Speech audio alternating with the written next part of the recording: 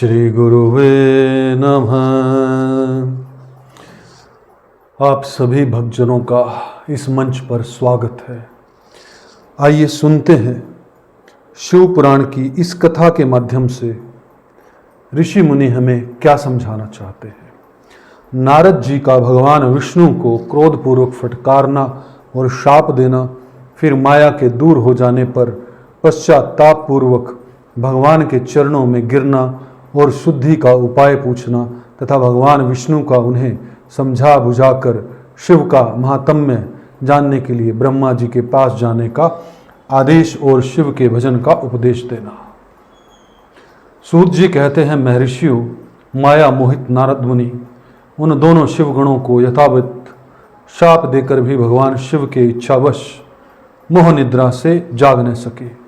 वे भगवान विष्णु के किए हुए कपट को याद करके मन में दुस्सह क्रोध लिए विष्णु लोक को गए और समिधा पाकर प्रज्वलित हुए अग्निदेव की भांति क्रोध से जलते हुए बोले।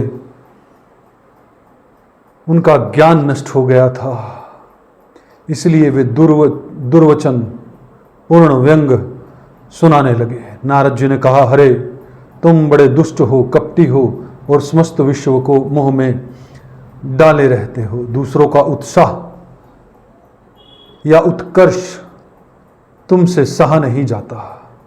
तुम मायावी हो, तुम्हारा अंतकरण मलिन है। पूर्व काल में तुम्ही ने मोहनी रूप धारण करके कपट किया, असुरों को वारुणी मदिरा पिलाई, उन्हें अमृत नहीं पीने दिया।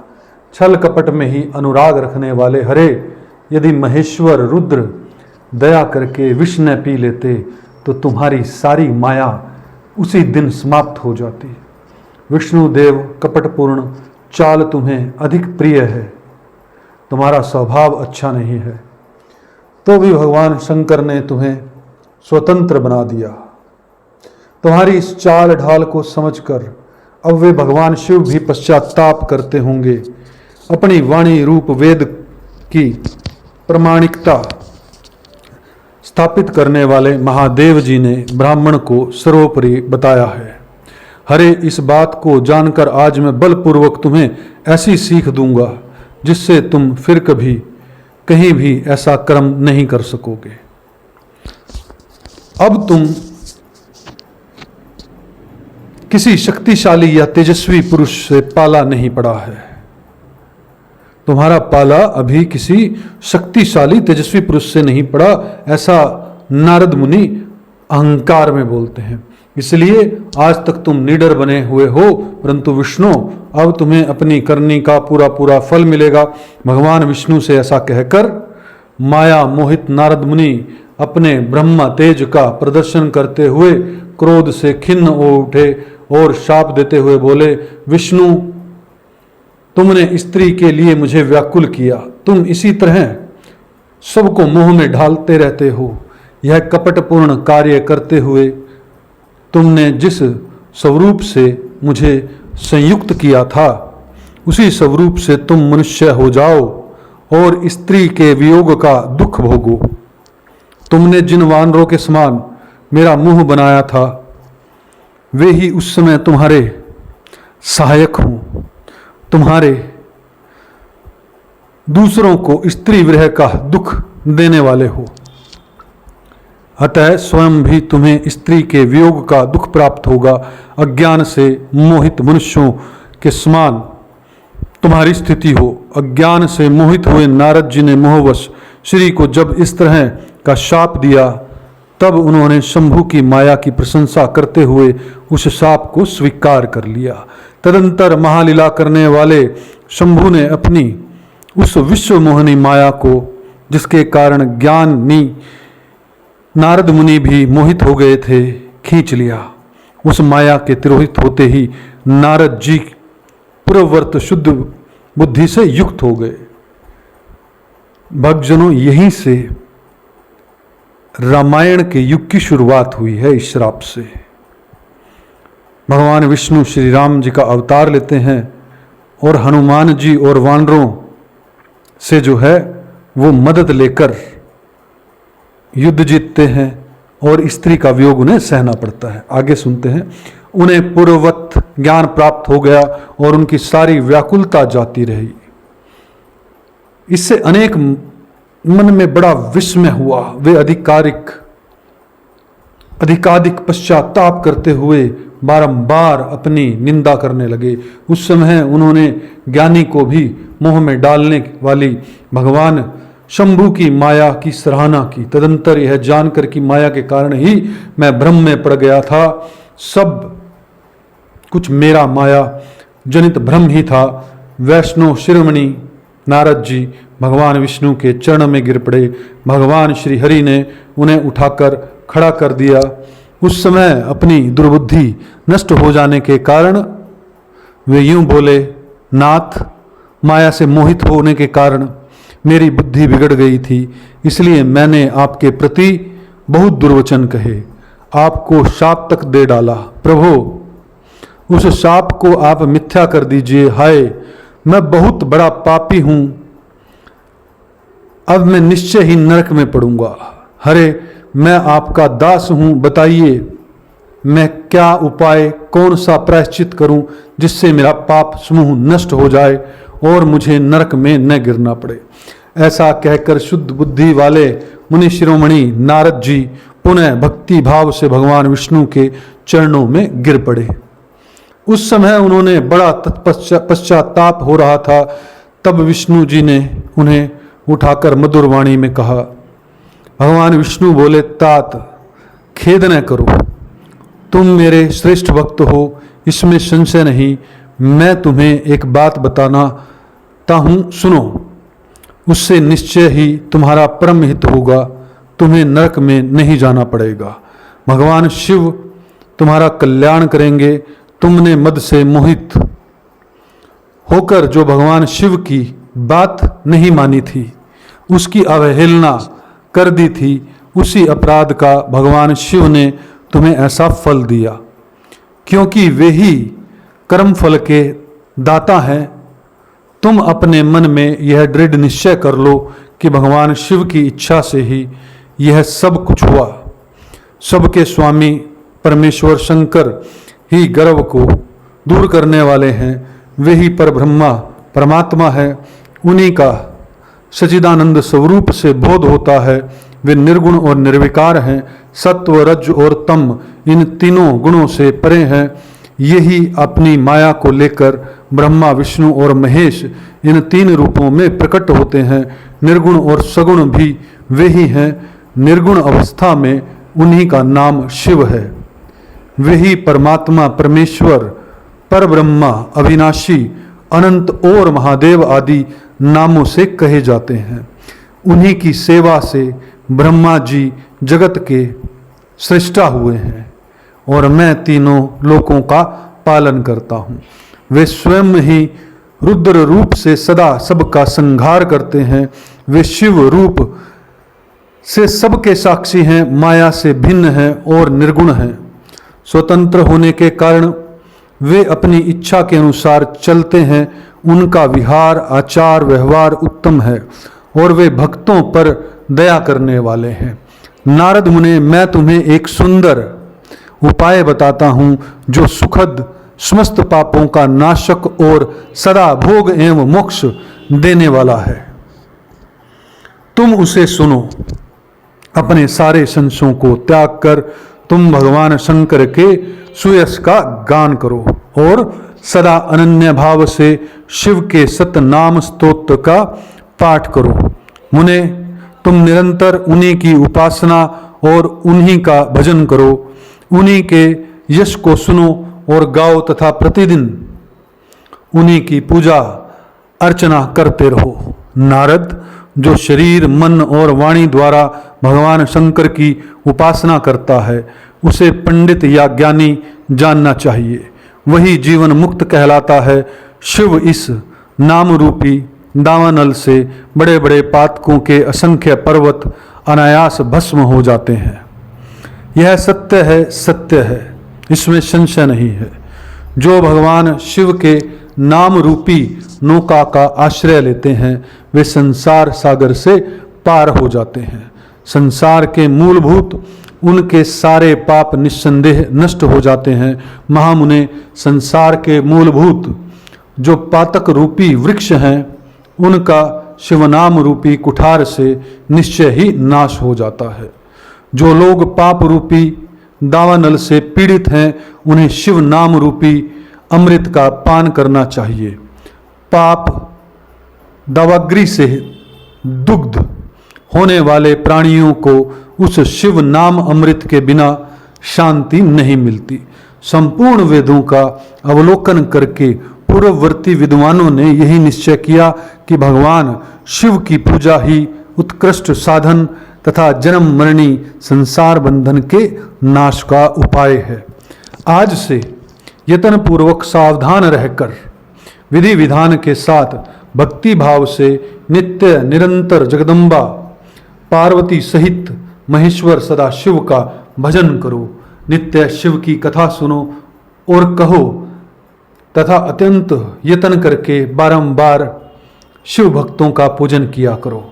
मुनि श्रेष्ठ, अपने हृदय में भगवान शिव के उज्जवल चरणाविंदों की स्थापना करके पहले शिव के तीर्थों में विचरो। मुने, इस प्रकार परमात्मा शंकर के अनुपम महात्म्य का दर्शन करते हुए अंत में आनंदवन काशी को जाओ। वह स्थान भगवान शिव को बहुत ही प्रिय है। वहाँ भक्ति पूर्वक विश्वनाथ जी का दर्शन पूजन करो। विशेषतः उनकी स्तुति वंदना करके तुम निर्विकल्प संशय रहित हो जाओ।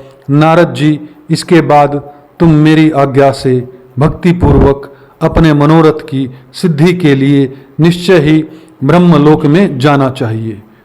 वहाँ अपने पिता ब्रह्मा जी की विशेष रूप से स्तुति वंदना करके तुम्हें प्रसन्नता पूर्वक हृदय से बारंबार शिव महिमा के विषय में प्रसन्न करना चाहिए। ब्रह्मा जी की शिव भक्तों में श्रेष्ठ हैं। वे तुम्हें बड़ी प्रसन्नता के साथ भगवान शंकर का महात्म्य सत्य नाम स्तोत्र सुनाएंगे।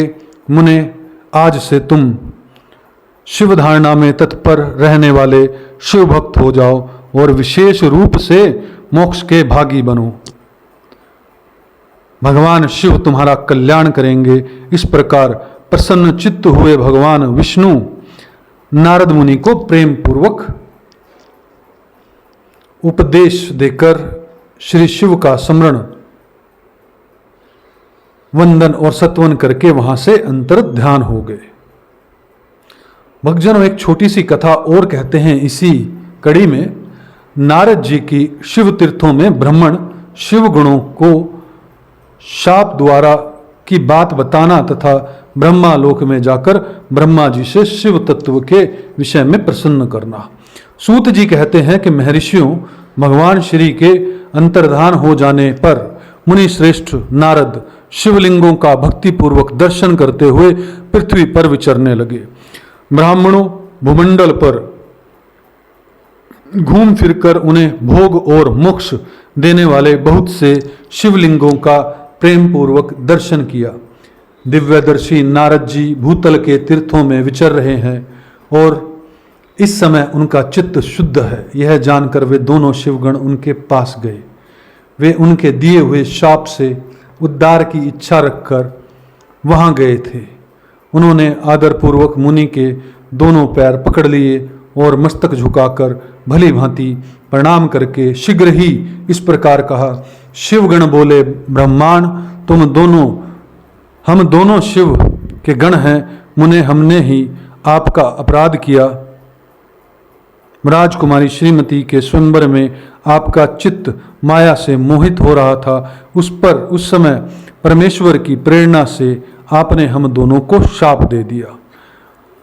वहां कुछ समय जानकर हमने चुप रह जाना ही अपनी जीवन रक्षा का उपाय समझा। इसमें किसी का दोष नहीं है, हमें अपने कर्म का ही फल प्राप्त हुआ।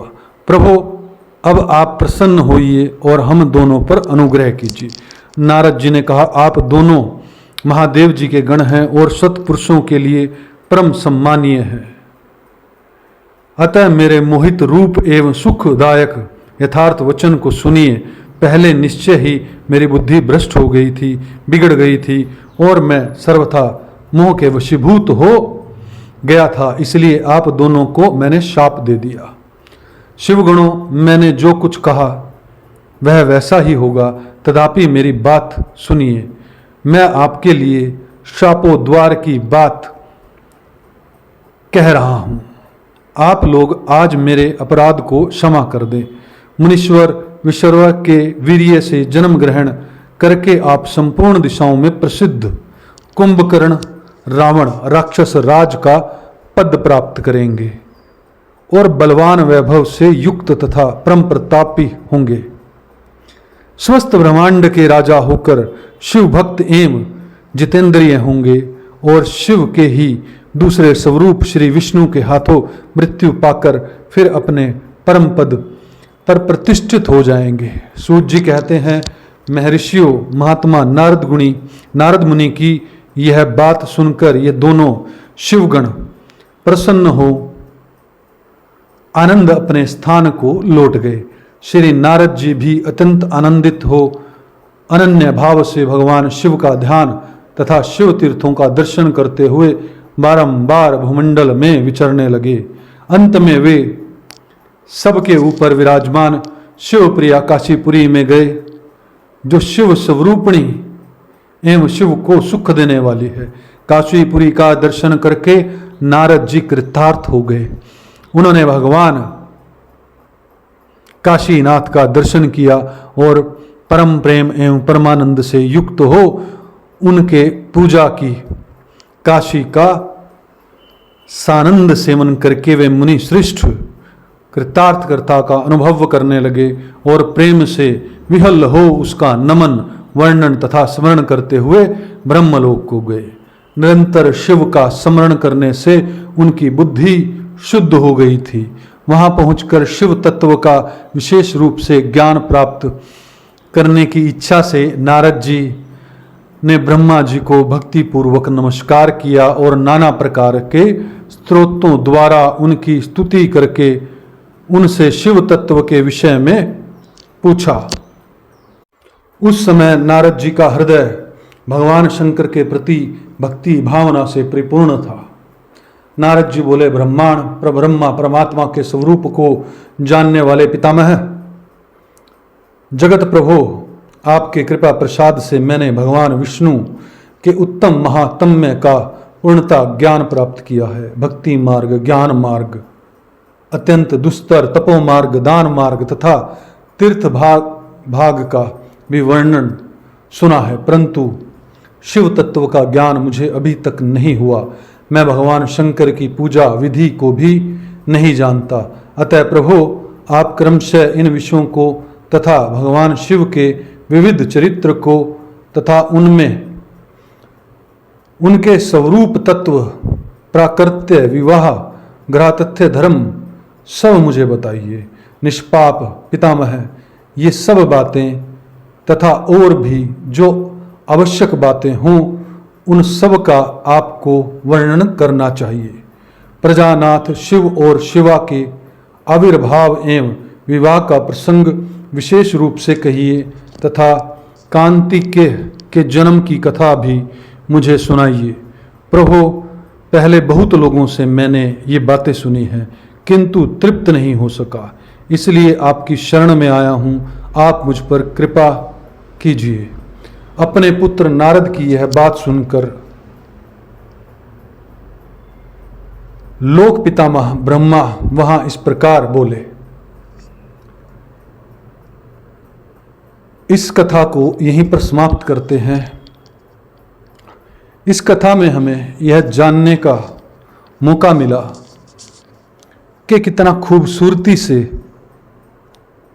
राइटर ने इसे लिखा और यहीं से जन्म हुआ रामायण का। भगवान विष्णु को श्राप मिला,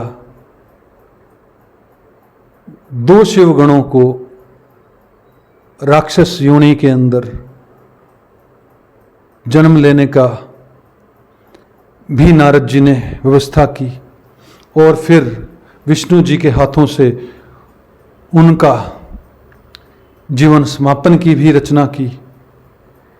ये लगती तो एक कहानी सी है, लेकिन ये हमें बताती है कि हमें अहंकार तप करते करते भी कितना सरेंडर रहना चाहिए।